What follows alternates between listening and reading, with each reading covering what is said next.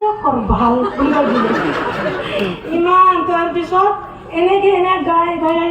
আৰু ক'লো পুৰুষবিলাকে মহিলা তলত নাৰাখিব বুলি কৈছে।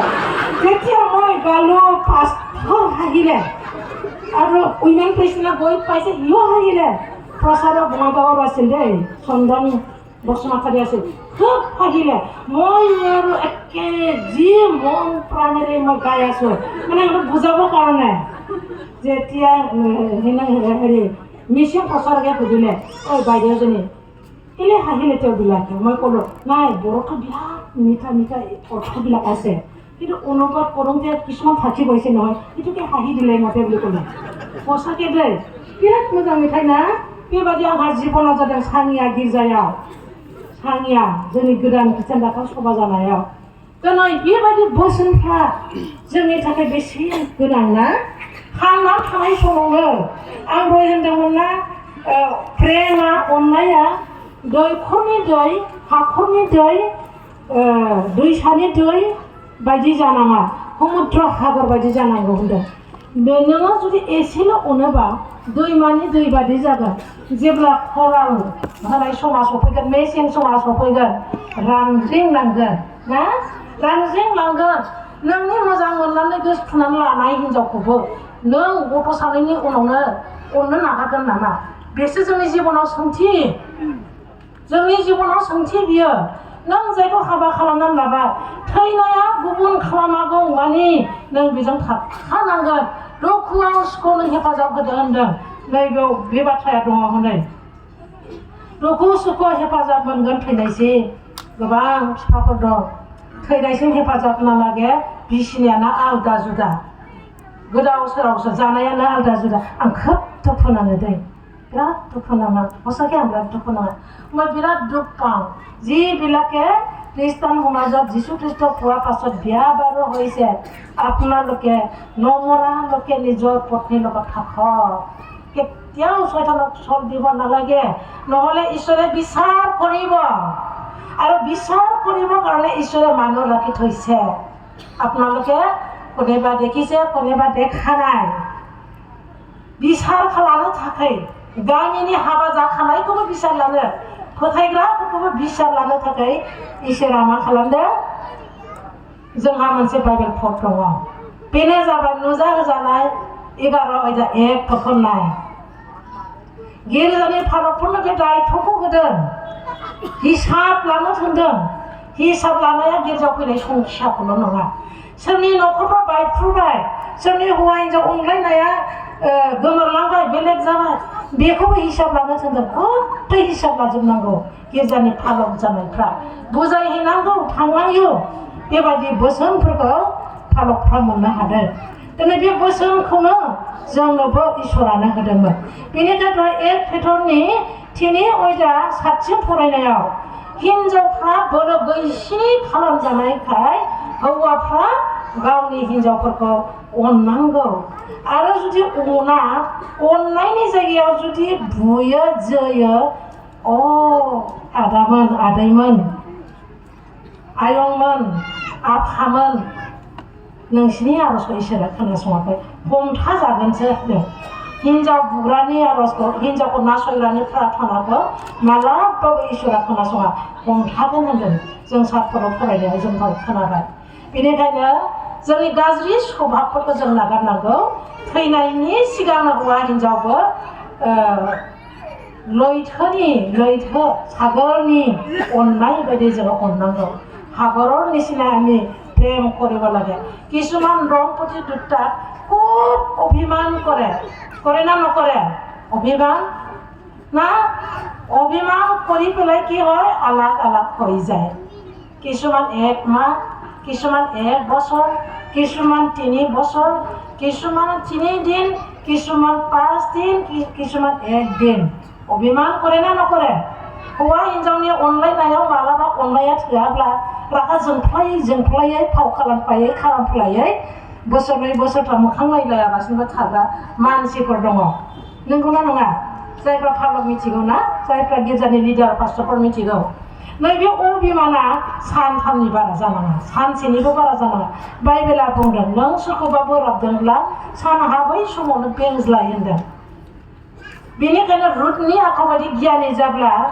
गावनि फिसायखौ गोजोनहोनो हागोन गावनि फिसायखौनो खुसि खालामनो थिनदों बोसोन बिजाबा दे जों नायनि बोसोन बिजाबाव मा बुंदों बोसोन बिजाबनि 31 बोसोन बिजाबनि 31 अध्यायनि 26,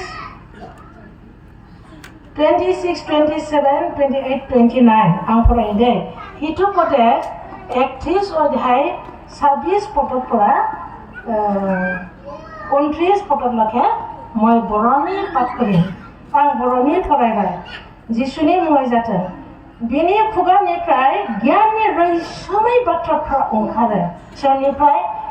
गियानि आइजोनिफ्राय होनदों गियानि आइजोनिफ्राय गोदै गोथाव बाथ्रा ओंखारो बियो लागारबो खामानियावबो नांथाबबाय थायो आरो न'खरखौ बेङो बिनि गथ' गथायफ्राबो मोजां मोननायखौ दिन्थियो आरो बिसायाबो बाख्नायो होनदों बिसाया बुङो गोबां मोजां हिन्जावफोर दङ ओमफ्राय बयनिख्रुइबो नों मोजांसिनथार बेसे मोजां बाख्नायो ने জ্ঞানী গুণৱতী মহিলা হলে নিজৰ হাজবেণ্ডে তেওঁ প্ৰশংসা কৰিব আৰু নিজৰ ল'ৰা ছোৱালীবিলাকে জ্ঞানী মাকক সন্মান জনাব সন্মান দিব আৰু হাজবেণ্ডে ক'ব বহুত মহিলা আছে আটাইতকৈ তুমিহে বেছি শ্ৰেষ্ঠ বুলি ক'ব তেনেকুৱা প্ৰশংসা আপোনালোকৰ জীৱনত পাইছে না পোৱা নাই আৰু তেনেকুৱা প্ৰশংসা হাজবেণ্ডে প্ৰশংসা কৰাটো আপোনালোকে বিচাৰে না নাবিচাৰে हौवाजों बाख्नाय जानायखौ नोंथांमोनहा नागिरो ना नागिरा हौवाजों बाख्नाय जानो जों नागिरनांगौ आंथ' बिराद नागिरो मा मा बाथोन बुथोन ओंख्रि संनानै दोनबा हौवाया गोथाव मोनफैगोनखौल' सानखायो आं होमबाथाय बांसिन मोनगोन आं एसेमान गोजानाव फैबाय थांनांगौना आङो बादाम पेकेटसेबाबो लांखागोन आं ओमफ्राय मोजां होखागोन आं होमबा आंखौ मा रागा जोंनो हागोन बियो आरो जोंनि हिन्जावफ्रा हौवाखौ धन्यबाद होनो रोङा मैगं थाइगं टाउननिफ्राय लानानै फैयो बे हलाय मा लाबोनायखौ नोंलाय फाग्लाफोर दा मैयासो जादोंमोन ना गाज्रि हिन्जावफ्रा बिदि बुङो ना পাগল নেকি কালি এইটো খাইছিলো হাফ পাছলৈ সেইটো মই নানিব কৈছিলো নহয় কিয় আনিলে এনেকৈ একে বেয়াকৈ গালি দিব এইবোৰ জ্ঞানীৰ কথা নহয় সেইটো তেনেকুৱা মহিলা বহুত আছে माबा हौवाया बस्थु लाबोगोन गारज्राबनानै होगोन खेंख्रानाय हाबनानै खनसे नायगासिनो मेगन गहां नायगासिनो हौवाखौ दद्द' खालामनाय हिन्जावफोर दं नंगौना नङा दे दंखायो बेबायदि हिन्जावफोरा न'खरखौ दबर थेर बेथेर खालामो दै रायजाब्लाबो सैसोनो हानाय हिन्जाव जानो सोलोंनांगौ रुदा बिराद गियानिमोन नावमियाबो गियानजों बुंफबदोंमोन बे सानै मानसिनि अनज्लाया ओंथि गोनांमोन मिनिं गोनांमोन बेनिखाय बिसोर सनानि न'खर दाफिननो हादों मिन्थिबाय दिनै जोंनि न'खराव बिखुनजो बिहामजो खावा खालथां मानो बासन बर्तन दोननायजोंबो खावा खालथां गिर्जायाव बोर लानो थांनायावबो खावा खालथां কেতিয়াবা শুকুৰবাৰ দিনত গৈ পেলাই আমাৰ মহিলাবিলাকক জ্ঞান লাভ কৰিবৰ কাৰণে স্থান দিছে ঈশ্বৰে এই স্থানটো কোনটো হয় চাৰ্চত যাব লাগে फ्राइडे चार्चत गई पेलाय ईश्वरक प्रणिपात करि पेलाय आशीर्वाद ग्रहण करि आहि पेलाय निजर घरखन पुনৰ घर बनाब लागे किन्तु आमार महिलाबिलाके कि करे फ्राइडे गिर्जात नाजाय ज्ञान लाभ नकरे निजके बहुत ज्ञानी बुली भाबि लय घरत आरो केनेका निजर हाहुरेকক केनेका सन्मान करिब लागे हेइटुए नाजाने ना देखा देखी कथा কৈ পেলাই চৰিত্ৰ দেখুৱাই পেলাই মাকো বেয়াহে কৰি দিয়ে তেনেকুৱা বোৱাৰী আছে না নাই বুলি নকওঁ আছে ন बेबायदिफ्राबो दिनै आखल सोलायनांगौ सुक्रुबार गिर्जायाव थांनाया बिराद गियानखौसो बुथुमना लाबोयो जोंनि सुक्रुबार गिर्जायाव प्रत्येक सुक्रुबाराव गियाना आलादा आलादा माब्लाबा फिसायखौ सिबिनायनि माब्लाबा गिर्जानि मानसिफोरखौ सिबिनायनि माब्लाबा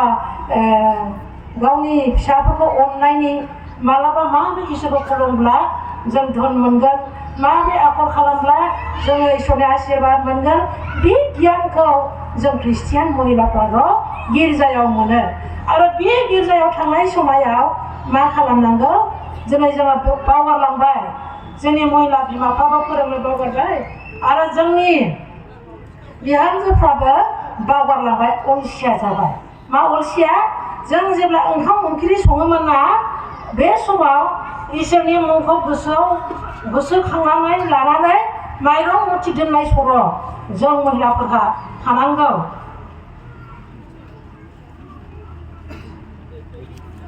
जों महिलाफ्रा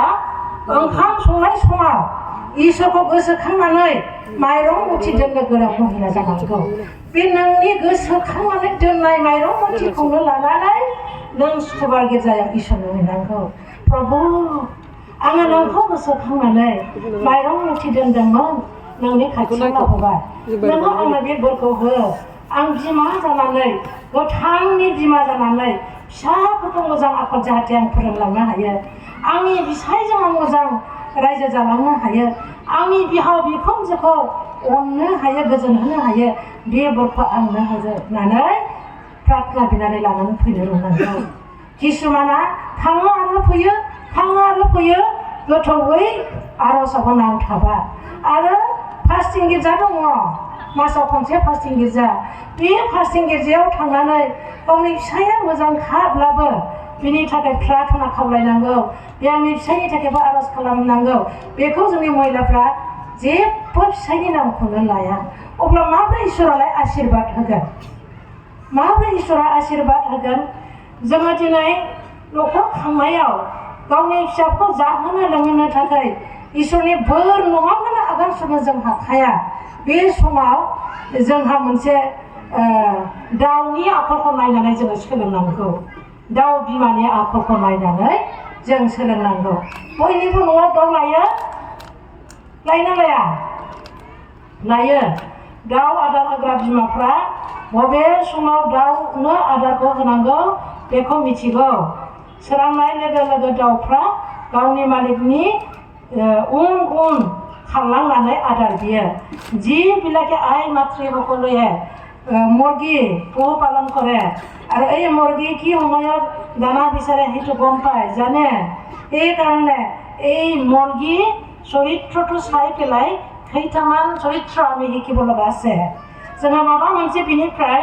सोलोंनो गोनां जोंहा दंथारो मानो होनोब्ला दाउ बिमाया बेसेबां बुरजा दाउदैखौ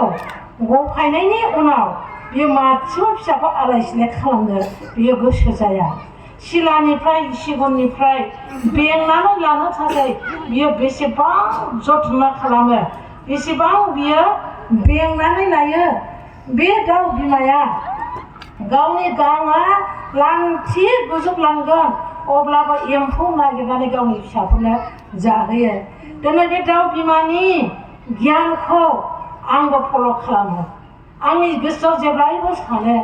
बे फिसा सानायखौ बोरै आखल खालामनो हागोन आंलाय बे फिसा सानायखौ बोरै मोजां सासे मानसि खालामनानै इसोरनि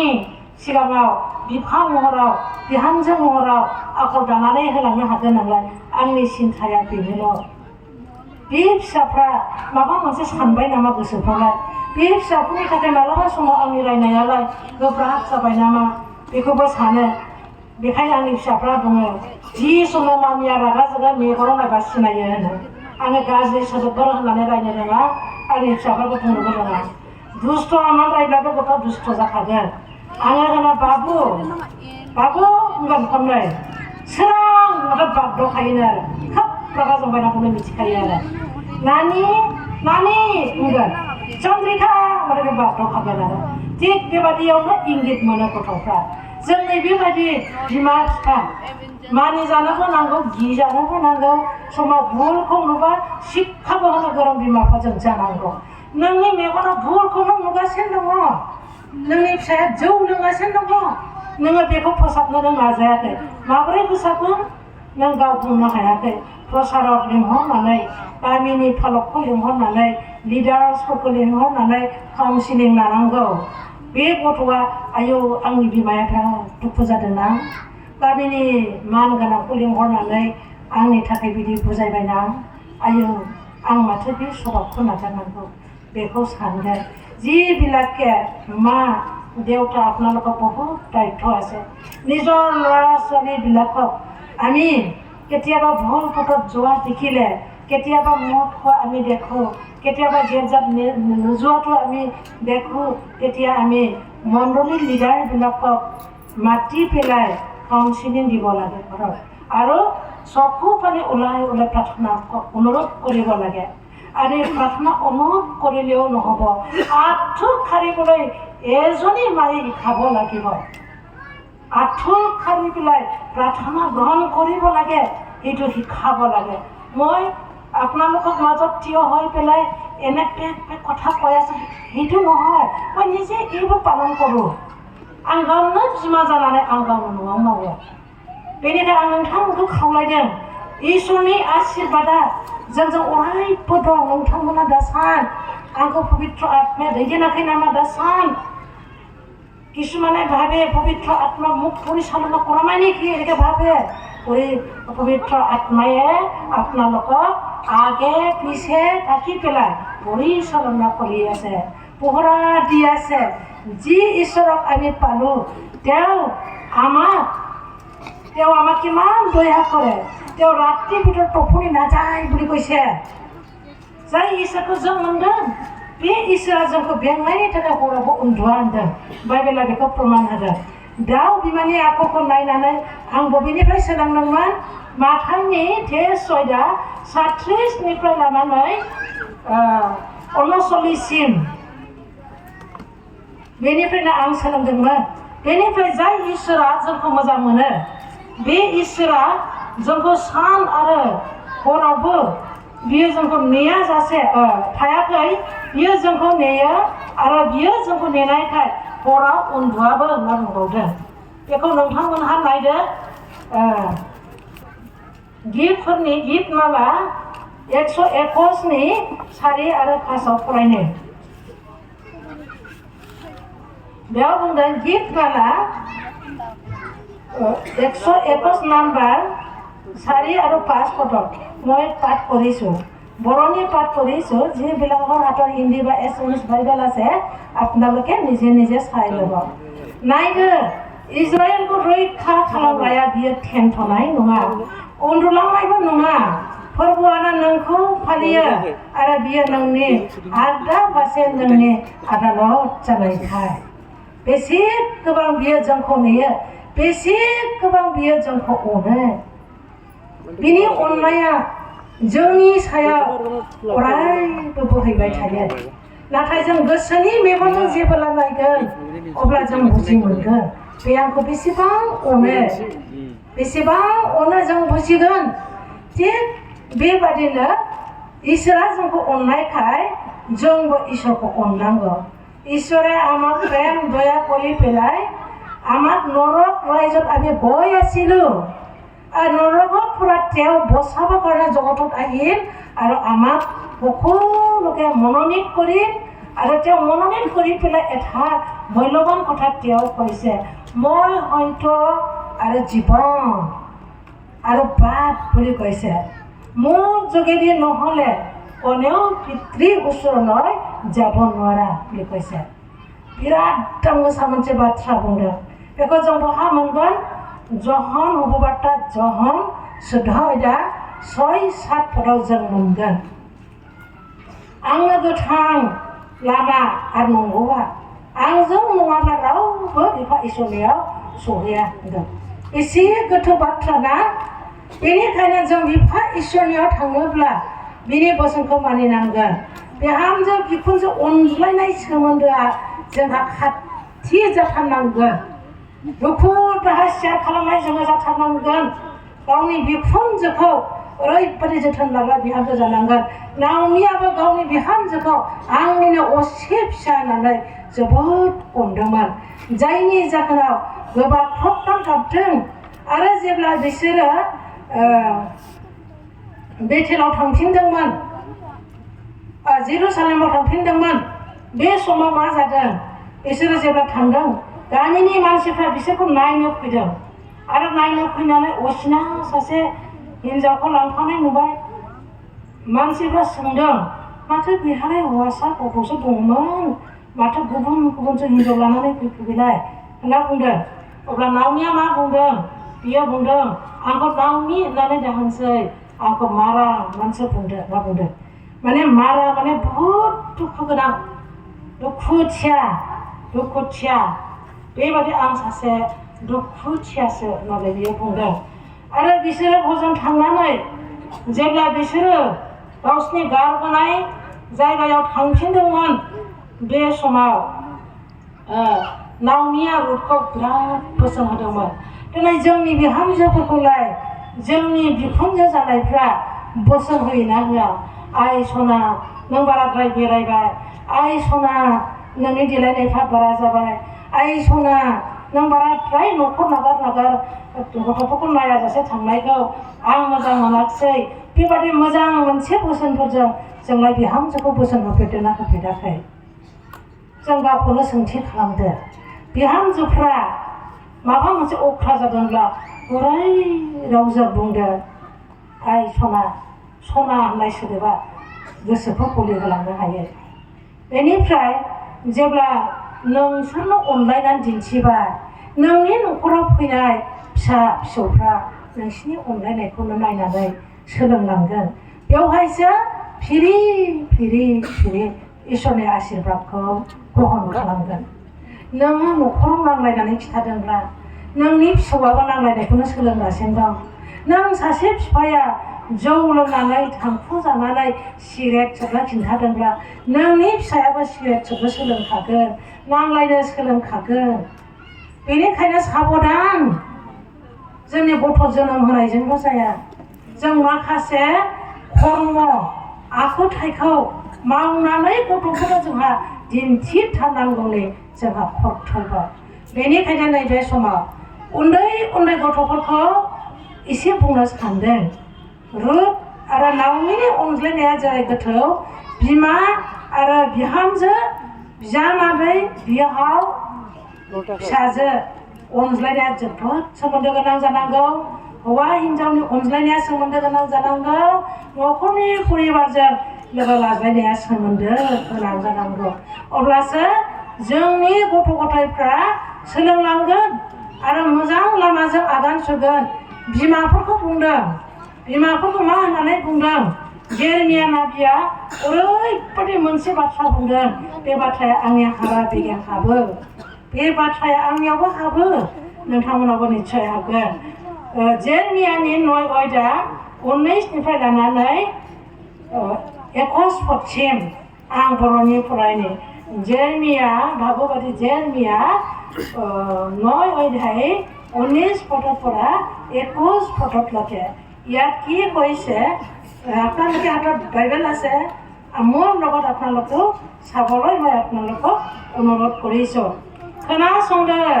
जायननिफ्राय गाबख्रावनाय राव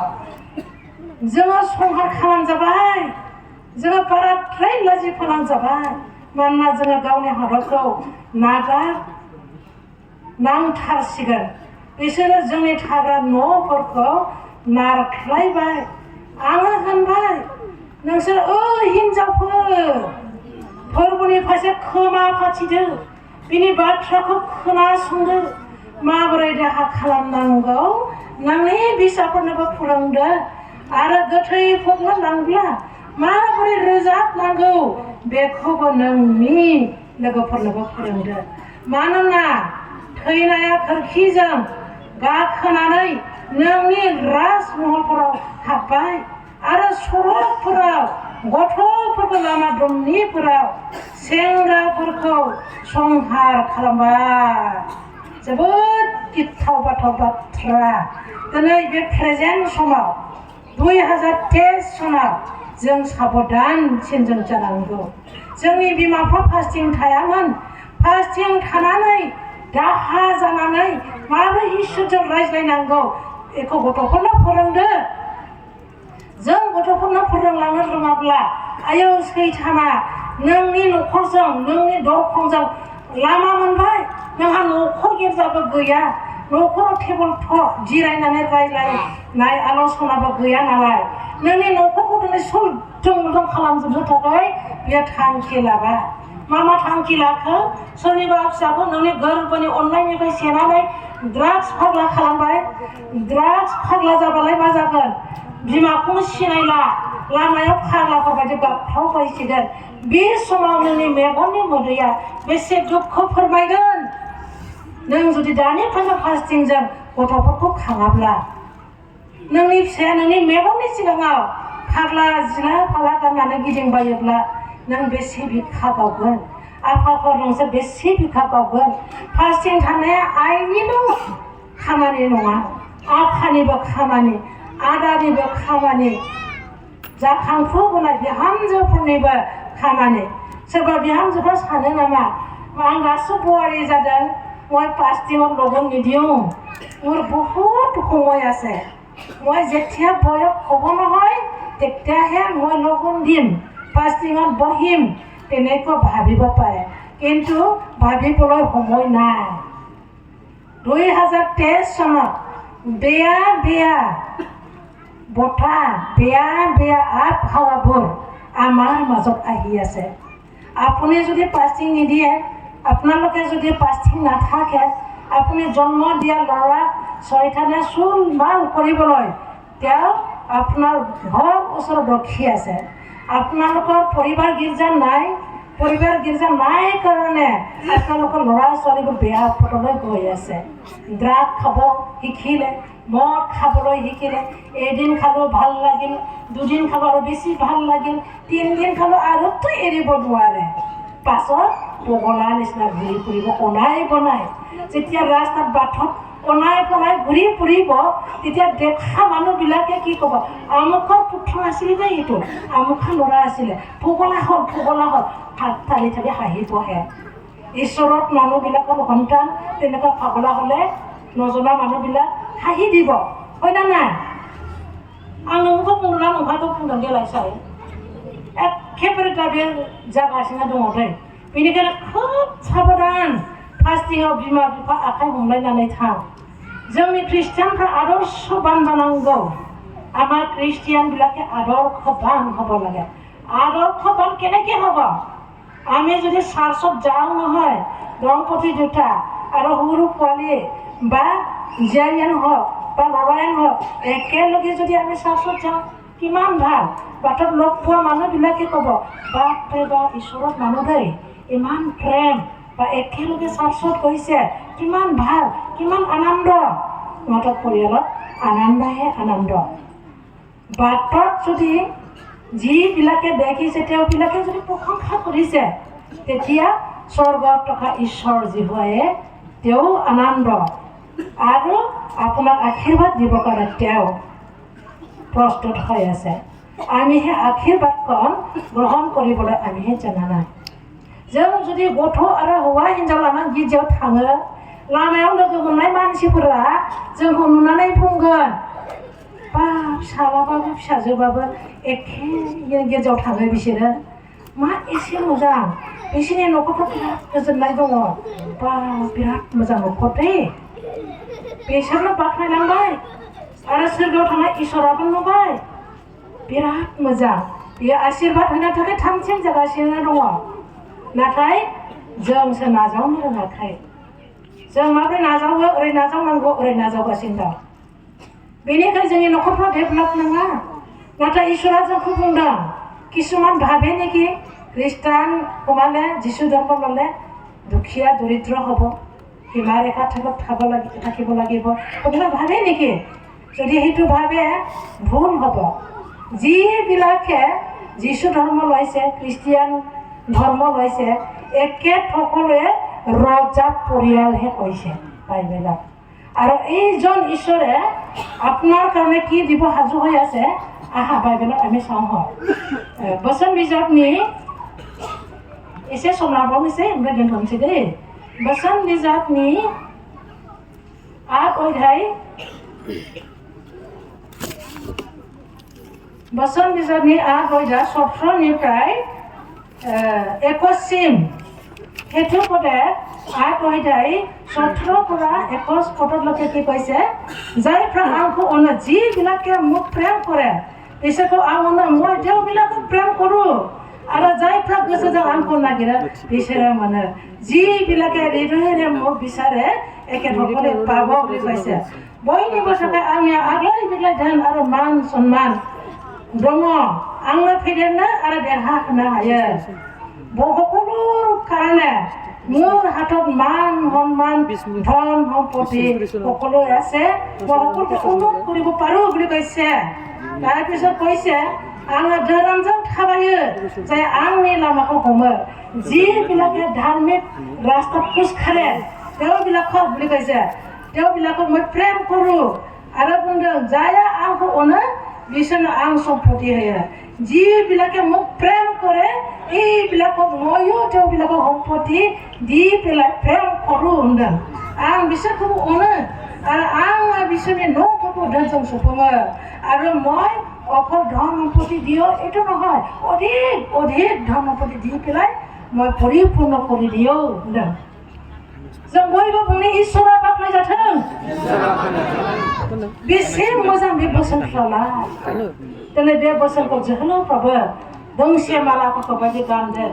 जों दहाय बुंदों फोरबोनि बोसोनानो आंनि सनानि माला फोरबोनि बोसोनानो आंनि खिरिखि प्रथमनि যুৱকবিলাকে গান গাইছে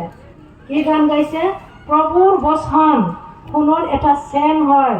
প্ৰভুৰ বচন এটা কেৰেটি হয় কোন বস্তু নালাগে ঈশ্বৰৰ বাক্য মোক লাগে ইমান ভাল ন ঈশ্বৰৰ বাক্য আপোনালোকৰ হৃদয়ত থাকিলে ভঁৰালত থাকিলে ওলাই থাকিব ওলাই থাকিব ওলাই থাকিব কি ওলাব ভাল ভাল গুণ ভাল ভাল পথ ঈশ্বৰে দেখুৱাই দিব আৰু এই পথেৰে এই বাটেৰে গৈ পেলাই গৈ কেৱল শান্তি শান্তি শান্তি শান্তি শান্তি স্বৰ্গত গেজত পোৱালৈকে শান্তি আপোনাৰ জীৱনত পাব সেইকাৰণে আমি পলম কৰিব নালাগে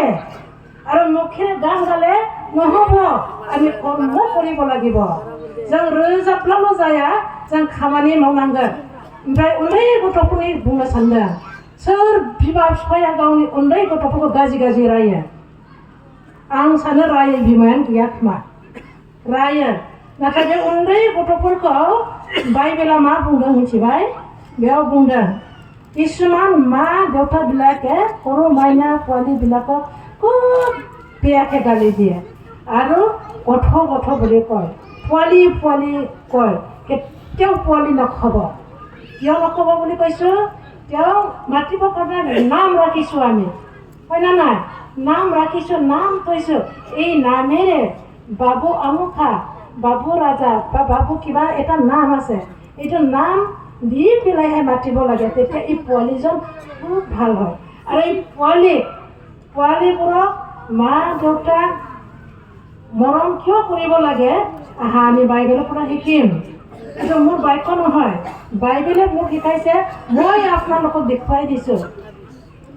মাথাইৰে 18 অধ্যায় 10 পদ মঠি লিখা হ'ব বাৰ্তা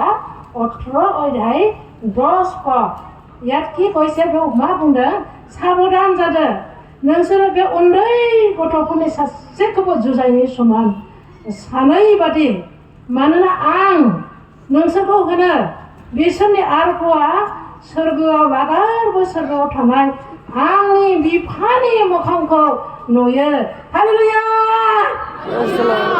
हालेलुया प्रेज द लर्ड इसोरा बाख्नाय जाथों আজিৰ পৰা আপোনালোকে সাৱধান হওক যিবিলাকে মাইনা পোৱালিবিলাকক মৰম কৰিব ৰাণী বাবু মৰম কৰিব সাপতি ল'ব তেওঁবিলাকে এই মাইনাৰ পৰা আশীৰ্বাদ পাব কিয়নো মাইনাহঁতে ক'বহে জানা নাই সৰু বয়স হোৱাৰ কাৰণেহে তেওঁবিলাকে কি হয় বোলে ঈশ্বৰক স্বৰ্গদূতবিলাকক ঈশ্বৰক চেহেৰা তেওঁবিলাকে দেখা পায় বুলি কৈছে इसोरखौ नुनो मोनो बेखायनो जों बिसोरखौ खोब जोथोन लानांगौ प्रार्थना बिनो फोरोंनांगौ बिसोरनि प्रार्थनाखौ इसोरा खोनासङो नालाय जोंनि न'खर जिबनाव गोजोननाया फैगोन बे खावना गथ'फोरखौ खोब अननांगौ दै बोराब होनो नाङा आं बिमाफोरखौ बिफाफोरखौ खावलायबाय आरो नैबे बेलासि समाव इसोरनि गाहाम खौरांखौ जोबोद मोजाङै खोनासंनायखाय आं नोंथांमोनखौ साबायखर होदों, कमिटिखौ साबायखर होदों। आंनो जोबोद मोजां गोलाव सम आंनो होनायाव बुरजा बाथ्रा बुंनो मोनदों। बेनिखाय कमिटिखौबो हामबाय होनदों आरो गासै नोंथांमोनखौबो हामबाय होनदों। आं आसा खालामदों गाबोनबो बेबादिनो लैहोर लैहोर फैनानै गाबोन जों बेलेग मोनसे टपिक सोलोंगोन। जों गाबोन गुबुन मोनसे सोलोंगोन। गाबोननिखौ इसोरा मा फोरोंनो होगोन आं मिथिया। आं दा मोनायाव जेब्ला स्टाडि थागोन, इसोरा गावनो फोरोंगोन, अब्लासो आं नोंथांमोननो फोरोंनो हागोन। बेनिखायनो आं नोंथांमोनखौ धन्यबाद होदों। बयखौबो गुरैयै खावलायदों गाबोनबो लैहोर लैहोर फै, इसोरनि आशीर्बादखौ नाजा। मानोना जोङो जोंनि गारबोनाय लामाखौ नुहुरो, थांगोन लामाखौ जों नुनो मोना। थांगोन लामाजों दैदेनलांगोना इसोरासो। बेखायनो बयखौबो खावलायदों बेबादि बोसोरसालिया जथुमायाव सोरनिबा भाग्यआ खाफाला फैगोन बोसोराव सभा मोनजायाबो जानो हागौ, आंबो बा नोंथांमोनजों लोगो मोनलायाबो जानो हागौ। बेनिखायनो बेसेन गोसा होननाय सोदोबा फैबाय थादों। बे समावनो जों गियाननि बाथ्राखौ सोलोंनांगौ आरो गाव थामथिम जानांगौ। অৱশেষত মই ক'ব বিচাৰিছোঁ, মই আপোনালোকক বহুত ধন্যবাদ দিছোঁ। আপোনালোকে ইমান ভালকৈ বহি পেলাই বাহিৰত অহা যোৱা নকৰাকৈ ইমান ভালকৈ বহি পেলাই ঈশ্বৰৰ বাক্য শুনিলে, গ্ৰহণ কৰিলে, এইকাৰণে মই আপোনালোকক বহুত ধন্যবাদ দিছোঁ। আৰু অনুৰোধ কৰিছোঁ অহাকালিলৈ যেন আপোনালোকে আহি পেলাই ঈশ্বৰৰ বাক্য আৰু শুনিব, লাভ কৰিব। সেইকাৰণে মই আপোনালোকক বিনম্ৰ অনুৰোধ কৰিলোঁ। हामबायसै। आं बेखिनिखौनो बुंनानै इसोरनि गाहाम खौरांखौ एसेयावनो बुंनानै दोनबाय। इसोरहा मान आरो समायनाय जाथों, पबित्र आत्माहा मान आरो समायनाय जाथों आरो जों बयनिबो आशीर्बाद होथों। अन्नानै बयबो गसंद সকলোৱে থিয় হ'ব। আমি চুটি প্ৰাৰ্থনা কৰি পেলাই শেষ কৰিব বিচাৰিছোঁ।